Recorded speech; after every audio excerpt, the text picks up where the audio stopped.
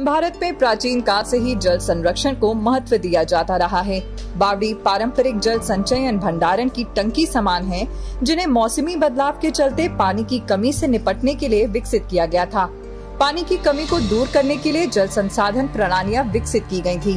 बावड़ी का निर्माण लोगों के लिए भूजल तक पहुँच सुनिश्चित करना और भूजल स्तर के प्रबंधन हेतु किया गया, जिसके द्वारा पीने, सिंचाई और धोने के लिए जल का उपयोग किया जा सके। भारत के राज्यों में बावड़ियों को अलग अलग नाम से जाना जाता है, जैसे राजस्थान में इन्हें बावड़ी कहा जाता है, गुजरात में बाव, कर्नाटक में कल्याणी और महाराष्ट्र में बारव। हिंदू पौराणिक कथाओं के अनुसार जल को पृथ्वी और स्वर्ग के बीच की सीमा माना जाता है, जिसे तीर्थ कहा गया है। प्राचीन काल से बावड़ियों का उपयोग न केवल जल संरक्षण के लिए बल्कि धार्मिक समारोह और अनुष्ठान के स्थलों के रूप में भी किया जाता रहा है।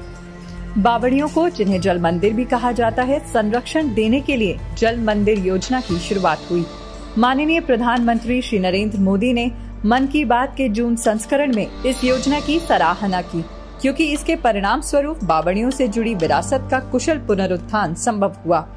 भारतीय पुरातत्व सर्वेक्षण राष्ट्रीय संरक्षण नीति 2014 के तहत बावड़ियों के जीर्णोद्धार और नवीनीकरण के लिए कार्य करने वाली संस्था है।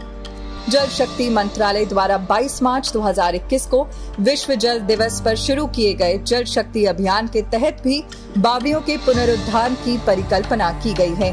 सरकार प्राकृतिक और मानव निर्मित बावड़ियों और तालाबों को सुरक्षा देने के लिए एक विशिष्ट राष्ट्रीय नीति पर विचार कर रही है।